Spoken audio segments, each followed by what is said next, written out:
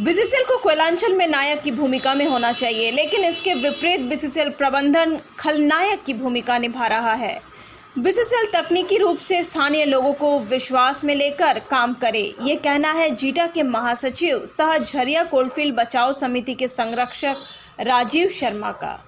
झरिया स्थित देशबंधु सिनेमा में विभिन्न समाज सेवी संगठन और चैम्बर ऑफ कॉमर्स के अधिकारियों सहित स्थानीय व्यवसायियों द्वारा एक प्रेस वार्ता आयोजित की गई। इस दौरान जीटा के महासचिव राजीव शर्मा ने कहा कि झरिया अग्नि प्रभावित क्षेत्र से 1.5 लाख परिवारों को विस्थापित किया जाना है। इस मामले पर लोगों को आपत्ति है। बीसीसीएल क्या चाहती है, अपनी मंशा स्पष्ट करे। यदि कोयला निकालना है तो स्थानीय लोगों को दिग्भ्रमित एवं भयभीत करना छोड़ दे, लोगों को विश्वास में लेकर काम करे। धनबाद कोयलांचल के 3 विधानसभा क्षेत्र में 12 लाख की आबादी विस्थापन मोड पर है, जिसके कारण पूरे धनबाद का विकास नहीं हो पा रहा है। बीसीसीएल को करीब 32,000 रैयत पर 74,000 इंक्रोचर को विस्थापन करना है। राजीव शर्मा ने कहा कि बीसीसीएल झरिया एवं अग्नि प्रभावित क्षेत्र की वास्तविकता केंद्र सरकार तक नहीं पहुंचा रही है। कोयला कंपनी गलत रिपोर्ट करती है। झरिया का एक्शन प्लान बेलगड़िया पूरी तरह फेल है। लोग बेलगड़िया जाना नहीं चाहते हैं। बीसीसीएल जरेडा के माध्यम से लोगों पर दबाव बनाना बंद करे। बेलगड़िया में कोई व्यवस्था नहीं है। जरेडा के नाम पर पैसे का बंदरबाट हुआ है और बेलगड़िया टाउनशिप में रोजगार, स्वास्थ्य, शिक्षा, आवागमन की सुविधा राम भरोसे है। केंद्र सरकार चंडीगढ़ जैसी टाउनशिप बनाकर लोगों को विस्थापित करे। के पास में और जिस तरह की नीति प्रशासन की दिखी है, पहले जब बनियाद चौक पे भी ऐसी घटना हुई थी, तो जिस तरह से बीसीसीएल प्रबंधन कार्रवाई करता है, लिपापोती करके मामले को ठंडा करके फिर पूरी तरह से वही का वही जैसे कहते हैं हम लोग ना कि पुराना खेल चालू हो जाता है। तो आज हम लोग जो बैठे हैं, विभिन्न क्षेत्रों के लोग आए हुए हैं हम लोग, और आज हम लोग इस चर्चा किए। उस चर्चा का ये निकला कि अब हम लोग बृहद स्तर पे पूरे जिले में जहाँ जहाँ पे अग्नि प्रभावित क्षेत्र है और जहाँ जहाँ विस्थापन की समस्या है, जहाँ जहाँ प्रशासन या बीसीसीएल जो दबाव बनाता है लोगों को विस्थापित होने के लिए, हम लोग वहाँ के लोगों को शामिल करके और प्रशासन पे दबाव बनाएंगे, बीसीसीएल पे दबाव बनाएंगे कि बीसीसीएल वैसे लोगों को वार्ता करे एक सामूहिक स्तर पे, जो एक केंद्र बिंदु कहीं बने, एक संस्था हम लोग संयुक्त समिति बना करके उसके आधार पे हम लोग आगे चलें। और धनबाद का ये जो कोलफील्ड एरिया जो लगभग 12 लाख की आबादी का पूरा क्षेत्र है जो विस्थापित है, इससे प्रभावित है, उस प्रभावित क्षेत्र को हम लोग को एक समग्र प्लान बनाए, या तो 3-4 सेटेलाइट टाउनशिप बनाए या कोई चंडीगढ़ जैसा कोई शहर बसाए।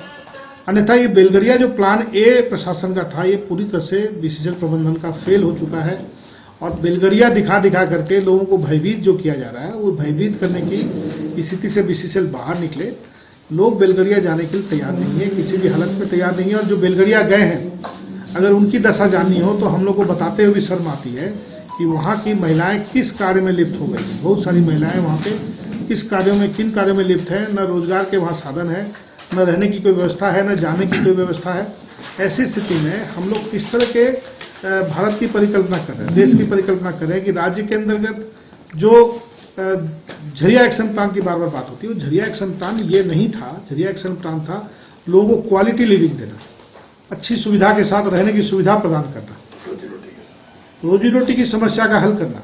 वो सारी समस्या कहीं से कभी हल नहीं हो पाई और जो लोग वहाँ गए उनकी स्थिति खराब है। और अब बीसीसीएल या जो दबाव बना रही है जेआरडीए के माध्यम से, दबाव बनाना बंद करके लोगों से चर्चा करे और खुल के चर्चा करे, छोटे छोटे ब्लॉक्स में चर्चा करे और सब लोग चर्चा करके एक निचोड़ निकाले और बृहद स्तर पे इसका मामले का रास्ता निकाले। बीसीसीएल की आज जो लॉस मेकिंग का बड़ा कारण भी यही है कि बीसीसीएल अपने पूरे प्लान को छुपाए रखता है कि वो 10 साल, 20 साल, 25 साल में क्या करने जा रहा है। और ये 10-20 साल की प्लानिंग बाहर नहीं आने के चलते बीसीसीएल टुकड़े टुकड़े में कार्य करता है।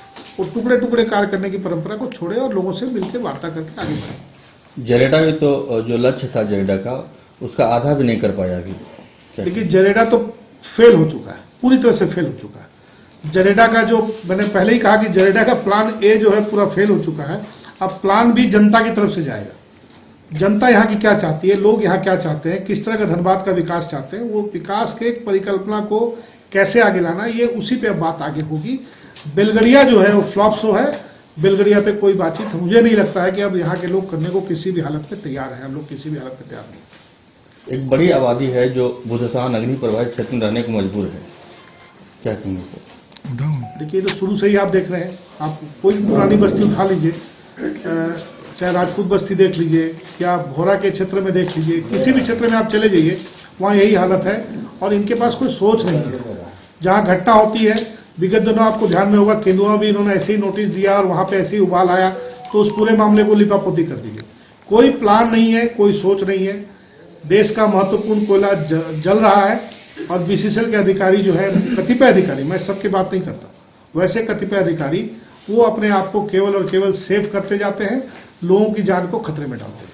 क्या सरकार दोषी नहीं है इसमें? देखिए, सरकारें तो स्वाभाविक हैं, लेकिन दिक्कत ये हुई है अभी तक हम लोग जो समझ पाए हैं वो ये कि सरकारों को इनपुट दहेज कौन रहा है। बीसीसीएल के पास एक तंत्र है। बीसीसीएल क्या करती है, 3-6 महीने में, साल भर में एक नोटिस जारी करती है, अग्नि प्रभावित क्षेत्र है, और सरकार के पास जब मैटर जाता है तो बोलते हैं कि बीसीसीएल देखिए पिछले 5 सालों से 10 सालों से कह रही है अग्नि प्रभावित क्षेत्र है। तो वहां हम लोग की बात जो रखी जाती है वो नकार खाने में तुत्ती वाली बात हो जाती है, तो वो हम लोग की बात पहुंचती नहीं है। तो पहुंच नहीं पाने का ये रीजन है। हम लोग को लगता है कि आने वाले समय बृहद आंदोलन चलेगा। चूंकि कोरोना काल है, इसलिए हम लोग अब जनसंपर्क में जुटे हुए हैं, लोगों को जोड़ रहे हैं। आज के दिन माध्यम बहुत सारे हो गए हैं, इलेक्ट्रॉनिक मीडिया है, प्रिंट मीडिया है, सोशल मीडिया है और ट्विटर वगैरह है। इन सब के माध्यम से हम लोग सरकार पे दबाव बनाएंगे कि सरकार अगर ये सोचती है कि यहाँ का जो महत्वपूर्ण कोयला है, जो अरबों डॉलर का है, उस कोयले को निकालने के लिए सरकार के पास अगर प्लानिंग है तो बीसीसीएल अपनी प्लानिंग सरकार के माध्यम से बीसीसीएल प्लानिंग दे, बीसीसीएल से लेकर सरकार उसको रिलीज करे कि उनकी अगले 10 साल, 20 साल, 25 साल की क्या प्लानिंग है कोयला निकालने के लिए। और कोयला निकालने की जो भी प्लानिंग हो, उसके बाद यहाँ के लोगों के लिए क्या प्लानिंग है, वो दोनों चीज को जब तक आगे नहीं लाएंगे और उसको रोजगार से नहीं जोड़ेंगे, तब तक इस समस्या का हल नहीं निकलेगा। और हम लोग इसी तरह से कुंठा में रहेंगे, क्योंकि यहाँ ऐसा तो है नहीं। ये लोग एक बात करते हैं रैयत, एक बात करते हैं इंक्रोचर। इंक्रोचर कौन है? ये चांद से आए हुए लोग नहीं, इसी धरती के लोग हैं, इसी भारत के नागरिक हैं। अगर किसी के पास जमीन नहीं है, और बीसीसीएल के उन्हीं अधिकारियों ने जो पोस्ट पास्ट में थे, उन्होंने अपने चाय पानी के लिए, होटल के लिए वहां उनको बसाया था, तो आज अगर उनको इंक्रोचर की श्रेणी देके हटाने का प्रयास करते हैं तो वो गलत है। उनको भी मानवीय आधार पर यह मान के चलना चाहिए कि उनके लिए भी बेहतर बंदोबस्त हो। एक रूम का जो दड़बा दिखा के दिया गया, वो दड़बा नहीं चलने वाला है। एक बृहद शहर बनाए, क्वालिटी लिविंग दे। जितना खर्च वो करेंगे, मुझे लगता है कि 50-60 हजार करोड़ रुपए में एक शहर बसाया जा सकता है 10 से 12 लाख की आबादी का, और उससे कई गुना, मतलब कई 100 गुना यहाँ से कोयला निकाला जा सकता है। 2 दिन पहले जो घटनाएं घटती है, जब घटनाएं घटती है कहीं भी, उसके बाद आप लोग कारण फेलोर हो गई, पूरी लड़ाई नहीं लड़ पाई, कोर्ट में जाने के बाद भी फेलोर हो गई। देखिए, सामाजिक कार्यकर्ताओं का काम ये होता है प्रश्नों को उठाते रहना और उन प्रश्नों के आधार पर लड़ाई को आगे बढ़ाते रहना। हम लोग लगातार ये प्रयास करते हैं कि हम सामाजिक मुद्दों पे, जो यहाँ के ज्वलंत मुद्दे हैं, उनको उठाते चलें और उनको साथ लेकर के लोगों को जोड़ के चलें। कई बार आंदोलन शुरू होते हैं और वो अपने मुकाम तक नहीं पहुंच पाते हैं, कई बार पहुंच जाते हैं, लेकिन प्रयास जो है वो रुकने नहीं चाहिए। हम लोग प्रयास जारी रखे हुए हैं, लगातार जारी रखे हुए हैं। आगे क्या करेंगे आप, क्या प्लानिंग है? अब हम लोग